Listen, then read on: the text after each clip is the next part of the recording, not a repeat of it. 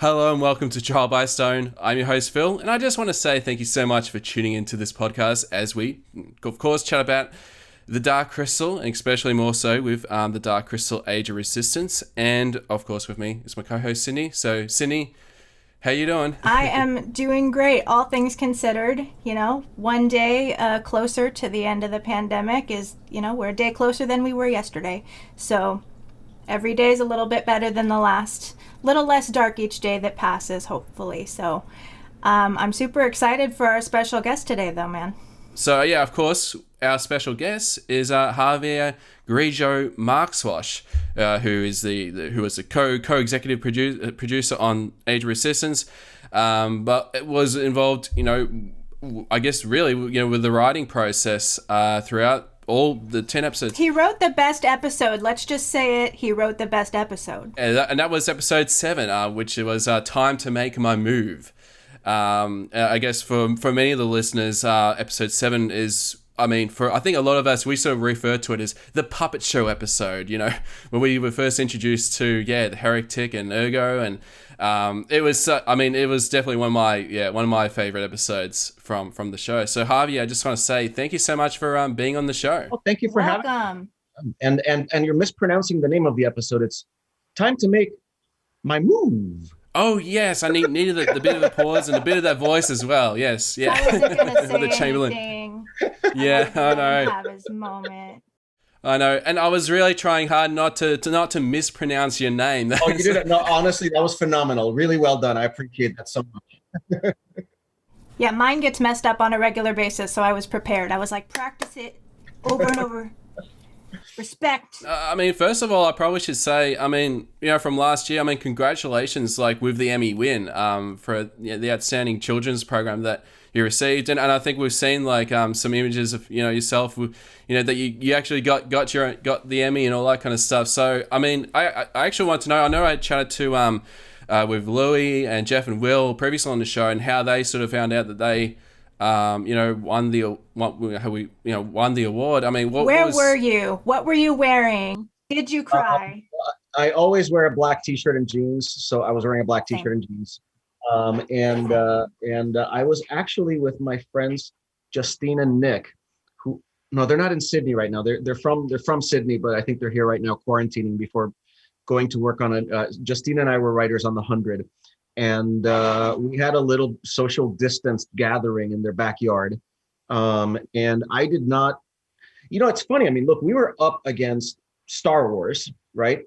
And a documentary about kids who memorized Dr. Martin Luther King speeches for a forensics competition. So I figured we had no chance to win. A three-way fight between Jim Henson, George Lucas, and Dr. King. It's still going to be Dr. King who wins, right? So, not that it's a fight. We all love each other. So when we won, I found out, I guess I was just refreshing Deadline Hollywood because they were having the results live. And it was just, the idea that we tied with this amazing documentary. I've seen it. It's wonderful. And the idea that we tied with it was sort of like such a strange outcome to this whole thing. It was like, we what? So because it must have been it's strange because I don't think not many awards end in time. I look, everything about the Dark Crystal, and I know you guys know this because you're in this world. Everything about the Dark Crystal is just a little bit off center. It's never exactly the thing you think it's going to be. Whether it's what's happening on screen or dramatically or or the fact that everything is in multiples of threes and there's no right angles and and the podlings don't have a word for any number after 9. It's like so it was just kind of the perfect cherry on top of it. It's like, we're in a pandemic, we couldn't go to the ceremony, there's no and then we won, and it was like, just I think I put up a photo on it because actually I'm very lachrymose when it comes to the Dark Crystal. Like, I broke into tears when we won because I didn't expect it, and it was just a wonderfully sweet victory. So, but yeah, I was with Nick and Justine. That's awesome. So, did you man cry again? To quote the famous story from the Crystal Calls. Real ugly man cry, yeah. And it was not a pretty man cry. It was like heaving sobs. No, I did. It's like, look, I am strong enough to admit that I cry regularly, and this was just, I mean, look, The Dark Crystals is like the most emotional thing ever for me. I think it's the best thing I've ever worked on.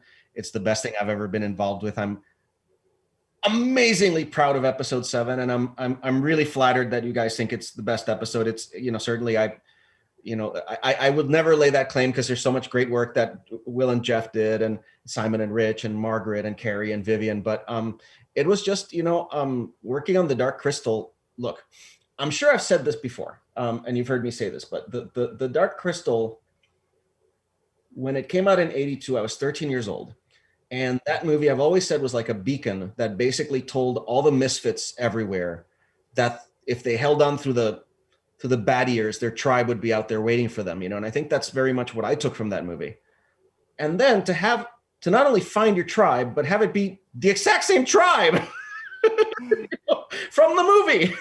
Yeah. I mean, it's beyond, for me, it's beyond words. And it's sad that we're not getting a second season to finish this story. But whenever I get sad about that, I think, do you have any idea the number of miracles that had to stack up for this to even exist? Yep.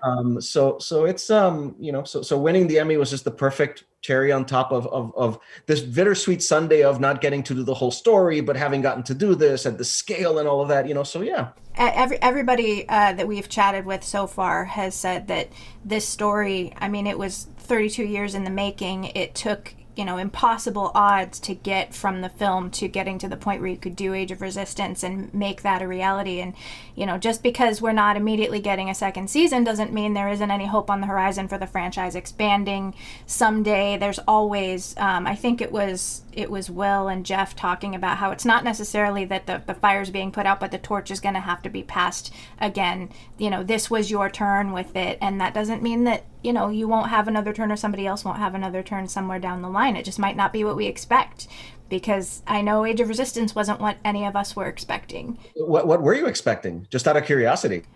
Well, for the longest time, we were expecting nothing because we were all, let down so often. That's the thing. Like when the show was announced, in 2017, I think our collective minds were blown away, and not only wasn't going to be animated, it was going to be puppets.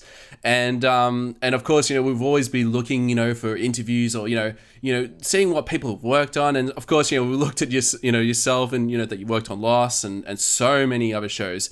And actually, I would have to say, like, I think the first interview was probably with yourself, I think back at San Diego Comic-Con that you did. And I think that interview, and I think you mentioned a lot of things like, that you're giving the show with respect, having puppets and that, sort of reiterating that, even though us fans probably, knew about it from the press release and all that kind of stuff, but just hearing it from yourself and your passion for the Dark Crystal, that, I think, like for myself, and I think for a lot of us, we're just like, yeah, I think, Dark Crystal's in a very good place, with this show and what the direction that, could potentially be. So it was awesome. I think it does attract true believers. Will and Jeff and Louis, obviously, I mean, are just wonderful creators, but they also really believed in this. And I think like Louis brought this, and I'm sure they talked about it with you, but the way that he shot it just immediately changed how people perceive how you can film puppets, because take the world of Thraw in a whole other direction, with handheld and with Steadicam and all of that. And I think that's, everybody brought their A game to this because we all believed in it. We all loved it so much, and look, I would have done this probably no matter what, but reading the material that Will and Jeff prepared, their pilot script and their season 1 plot that ultimately became kind of the season 2 plot as well, because it was so dense and so detailed.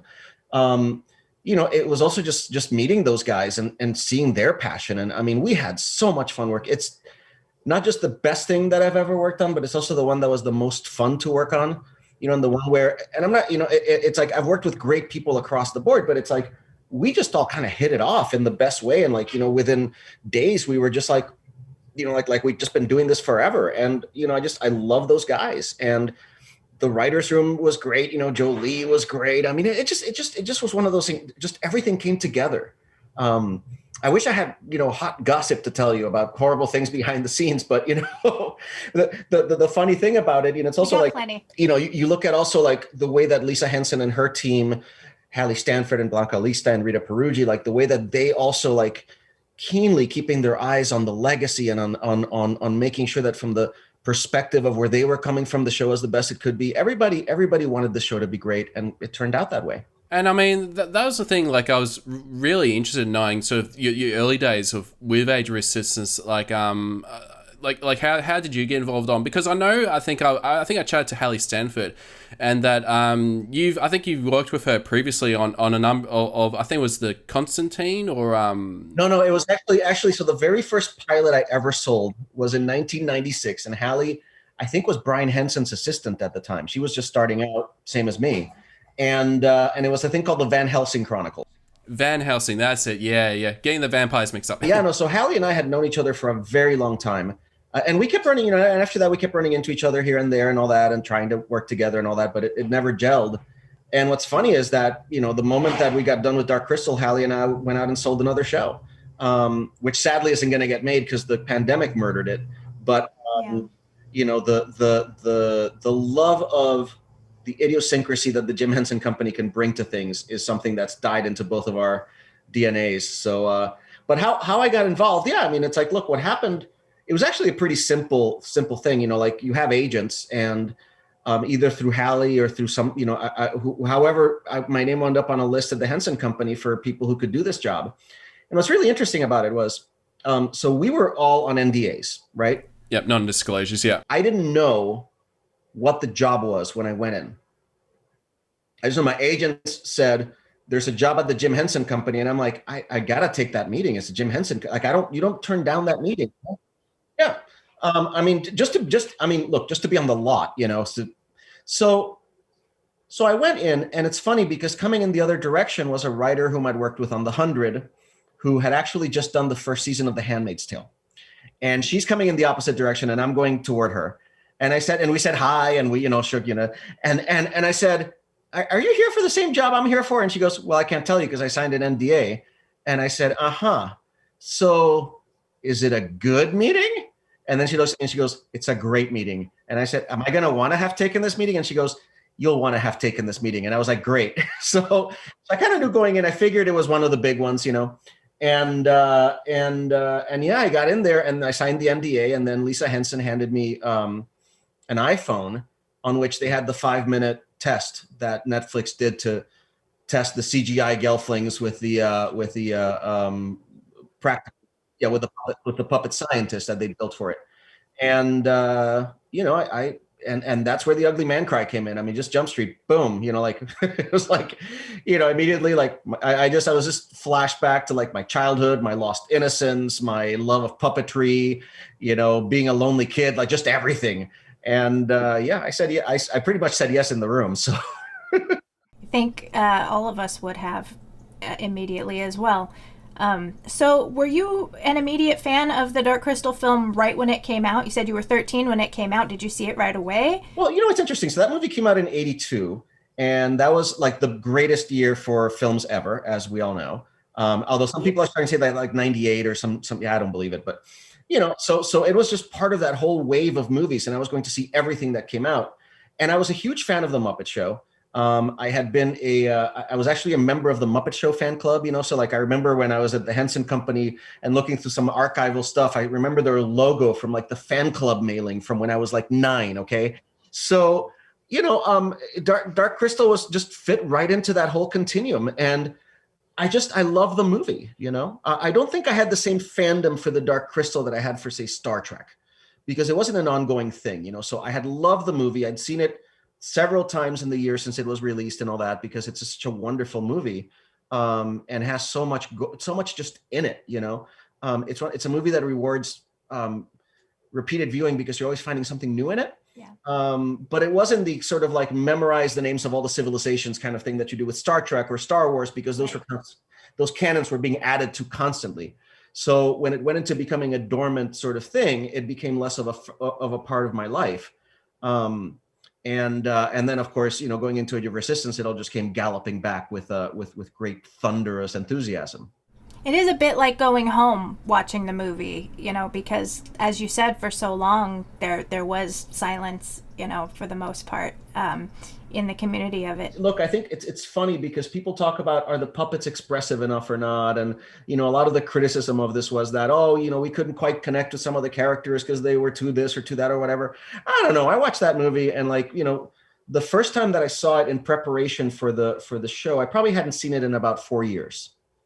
Okay. So I get it. And cause I had the DVD, they put out a deluxe 30th anniversary set about 7 years ago or 8 years ago. So I bought that and watched it a couple times, saw the behind the scenes stuff, and then put it in a closet. You watching it for the first time in 4 years when Ursu dies, I was in tears. I mean, it's such a wonderful scene. And the movie is evocative of, not just emotions that are sort of big childhood emotions for me, but just also of it works on its own terms as a movie in every way for me. I know that a lot of people complain about the stately pacing of the narrative, and things like that. But honestly, I just think, I don't know what the it factor is with Dark Crystal, because I don't have that love of, for example, Labyrinth, which is a movie that I admire and I think is, but I don't have that same connection to it. But there's something about the weirdness of the Dark Crystal and how it's asking you to project your emotions on these non-human characters who are still so beautifully performed. And you get to kind of absent yourself from the idea of, I'm watching a movie, I think probably the reason why Labyrinth never landed with me was that, Jennifer Connelly had been in a couple things before that. I knew who she was. David Bowie's David Bowie. It's like, you can't take your eye off of his hair or his crotch. It's like you're just you're just constantly being reminded the real world is constantly intruding for me into that movie. Whereas with the Dark Crystal, it's like you just got injected into Jim Henson and Brian Froud's brain, and you just have to live there for 2 hours. And good luck to you. Yeah, just just losing your suspension of disbelief, with the Dark Crystal, because this is nothing like it, and really nothing like it until Age of Resistance, obviously, and there'll be a few things in between, but yeah, it's just. Yeah, it is, and look, there are other movies made with other techniques that have a similar effect. When you look at stuff like. The films that Leica makes, like Kubo and the how many strings is it? 3 strings, 6 strings, a bunch of strings. You look at Kubo, or you look at Coraline and all of that. It's like you have that, I think when that kind of storytelling is done really well and people use techniques that are quote archaic unquote, I think in a weird way the humanity of that, and it's no slam on computer artists. I love what Pixar does. I don't think that movies get any better than Coco. Coco is one of the greatest fantasy films ever made. Wonderful. Yeah. And by the way, one of the reasons why is how much of that movie is teaching you how to operate a technology that you have no idea about, while teaching you about the rituals of a culture that most Americans don't know. So you're literally going into Mexican culture, and then you're going into this weird sort of fantastical manipulation of how that culture works. So so obviously, but I think when you look at a movie that's stop motion or puppetry, or it just transports you into a world that feels like it's made with human hands in a way that isn't mediated by technology the same way. One of the things I love about watching the old King Kong, is how King Kong's fur sort of moves weirdly because the stop motion animators are manipulating the puppet. So his fur is constantly kind of matting of its own volition. And to me, that doesn't make it less real, quote, realistic, unquote. It makes it more human, and makes me appreciate the idea that character is even moving at all. And I think that, look, I'm not a Luddite. I love CGI. Without CGI, there'd be no Age of Resistance. The amount of animation in that show, it's just that the characters, we treated the puppets like actors, but there's a great deal of stuff in that show we couldn't have done without CGI. So I'm not opposed to it in any way, but I think that, being, having that, missing that layer of mediation between you and the audience, I think gives you an immediacy. And look, the puppets are beautiful, but they move weird because there's people there, and there's people holding their arm over their head at great pain, and they're all taking, Tylenol, by the gallon, and they have a masseuse on set who's literally trying to keep all of them in shape and all of this stuff. And the puppets move like actors, and that is a whole other dimension, But as you've said, though, the fact that this world of the Dark Crystal takes place somewhere completely other than humanity. It's not Earth. There's no connection to the real world in the way that Labyrinth has a connection to the real world that's undeniable. The main character comes directly from the real world, and that's kind of the whole point. Whereas with the Dark Crystal, this is somewhere completely else that we kind of have no way to relate to other than the context of the story and what the characters go through, right? So in a way, the weirdness that you're describing of, you know, these things that seem off by other standards in other movies that we would think like that's weird. It's like an excuse to be weird in a movie like The Dark Crystal because it's otherworldly. Well, yeah, things are weird there. It's not here. It's not anything like this. So that being said, does that present more of a challenge to you to write and participate in the creation of a world that's completely alien? Or is that sort of freeing? Oh, it's absolutely freeing. I mean, look, first of all, you know, we had obviously a bunch of archival materials. We had Brian Froud's books. We had all of that stuff, you know, so a lot of the world, and we had, you know, Joey with us in the writer's room. So, you know, up from, you know, from having Jim Henson's original papers on this thing all the way to having, you know, the actual author of the new novels in the room, we were in the world. And it's incredibly freeing because, look, you know, there's always some minor controversy online about writing fanfic, you know, and I love fanfic. I think fanfic is awesome. I mean, if you look at most of my career, it's been writing fanfic, you know, like I wrote Xena fanfic, you know, I like wrote a Dark Crystal fanfic, like my job up until, you know, May of this year was writing Cowboy Bebop fanfic, you know. I mean, it just is. Somebody already created the world. The show exists. I'm a fan. I'm writing it. It's fanfic. I mean, I'm getting paid nicely for it, but it's still, you know. So it was just a joy walking into this world because also, the thing that, and I know you know this, but the thing that makes it so different is that we've got the Gelfling culture in its full flower, and a lot of that had been created for us, and a lot of that we got to sort of create. So we had a framework into which we could build this Gelfling civilization and have it do what we wanted. And look, there are things in it that we couldn't do, you know, that were just massive. I don't know if Louis and Jeff and Will told you about the things you didn't see. But for example, you know, like it gave us a great springboard from which to create these wonderful, wonderful things. And some of the things you didn't see, like in episode 7, in the original draft, you saw the test of flight, which was supposed to be a test between Maudra Farah. No, it's Maudra Farah? Yes. And Celadon. I'm sorry.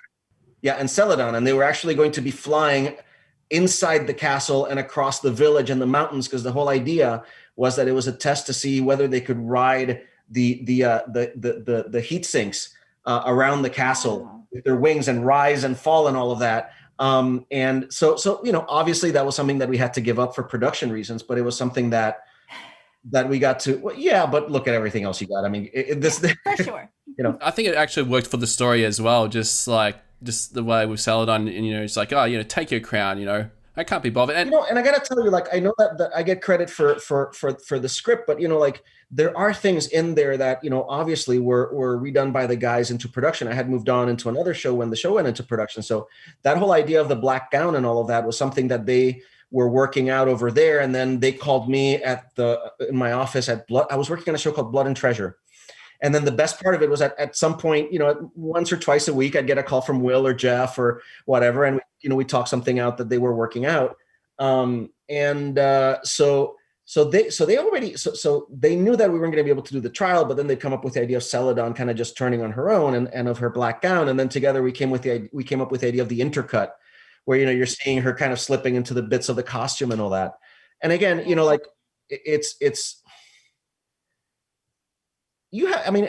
look, I started working in television in 1993. Okay.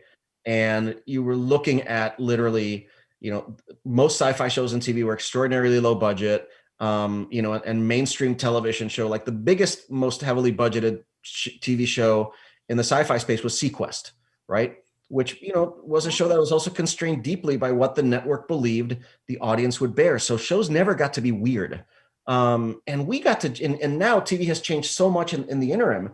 And for somebody like me who's been around for this long, to have TV finally get weird enough that I'm happy is like amazing. And the Dark Crystal is just the epitome of that, because you get to come up with things like the Peeper Beetle, like the Test of Flight, like, the puppet show within the puppet show. Like, and I think the puppet show within the puppet show may be the greatest accomplishment of my career. How was that achieved? Like, I mean, I'm very fascinated to know, like, how was that? Was it something that you pitched that everyone was like, oh man, this is a great idea to do this sort of exposition scene as a puppet show, within a puppet show, essentially? Yeah. No, we were just like, I remember, I honestly can't remember how I came up with it, but it was just something that I think, I think Louis had brought in some videos of Barnaby Dixon's work outside of the Henson Company. And, it was all great, and the little tiny puppets and all that. And I think it was some mixture of him having brought those things in, and then also just, whenever you like, we have to tell the story, it is a deeply convoluted mythology that is enormously hard to explain. The crystal manifested Agra, who is also the crystal herself. She's the heart of Thra, but she's connected to the crystal. And then because of the first great conjunction, the Urskeks showed up, but then they split apart because they were doing crap to the crystal, trying to purify themselves. But that's not how the crystal got broken. It got broken because they fought each other, and then they broke it. I mean, it's crazy, right? So we were just trying to figure out, how the hell do we convey this to an audience? And that's sort of how that idea came out. And I think it was one of those things where, like, none of us, I think, believed we would get it past the goalie, and all that I found out is that there was something of an institutional prejudice against marionettes, So we were told, just don't have it be with marionettes, I don't know. I'm like, okay. But those are puppets too. And it was like, okay. I don't, I mean, honestly, and then look, I claim credit for coming up with the sequence, for writing the sequence and all of that, but let's face it. I mean, I wasn't in London when it was shot. So a lot of how that sequence looks, it's the puppeteers, it's the creature shop, and it's Barnaby Dixon, whom I've never even met, so like creating how the scene was actually made. So, I can't lay claim to all of its, everything that worked out in it. But yeah, I mean, I wish I get to tell people that I worked on a, multi-million-dollar puppet show that wasn't for kids. It was high fantasy on the order of Game of Thrones. It has the narrative density of Game of Thrones. And even though we won Best Children's Program, it's also like way too violent for children. And I don't know, that's something that I did. It's great, As of this recording, actually the other day was the Saturn Awards. The nominations were just announced. And of course, Age of Resistance is nominated for Best Fantasy Series. So it's finally been nominated to sort of in the right category. Because I know there was previous nominations that was like nominated for Best animated show at one point. So it is. But here's the thing: it is. We always debated whether we would get taken seriously as a drama show, even though I've watched the whole series many times with many different people, and everybody laughs, everybody cries, like my in-laws loved it, and they're not fantasy people, they're people who play golf and, and not that fantasy people can't play golf, but, it's like, so I think that when people get hooked in it, they do get emotionally involved with the characters. I think that it's a big barrier to entry for a lot of people who don't understand fantasy, or who maybe just need to kind of ease into the puppet thing. But we wrote it like an adult drama. We didn't write this show necessarily for kids, because it was never sold to us, or we were never told it was a children's show, any more than the original movie is. I mean, the original movie is nightmare fuel. It's like unrefined nightmare fuel, It's gateway horror. Yeah, and I know you guys, have spoken of this with everybody that you've ever interviewed, but the scene where the podling gets drained and the slave master drinks, the Garthan master drinks his essence is horrible, Yeah. And I mean, look, even when Skektek falls into the shaft, it's horrible. Everything is horrible, And Brian Froud's illustrations and look, Jim Henson's sense of humor are dark. For all of their love of humanity, it's a dark movie. I had a saying. I always say, "The sure shit ain't the happy crystal." I have that quote written down. I was gonna circle back to that. So nice. Our other quote was "No childhood left unscarred." I will gladly let you guys scar it again. I regret nothing. And that's all the time that we have for this episode of Trial by Stone. Stay tuned next time for the second part of our chat with Javier, as we find out what his favourite character is, scenes that didn't make it in the show, his take on the canon of the Dark Crystal, and the 4 words that he hopes will be seen on screen in a future related Dark Crystal project. All this and much more only on Trial by Stone.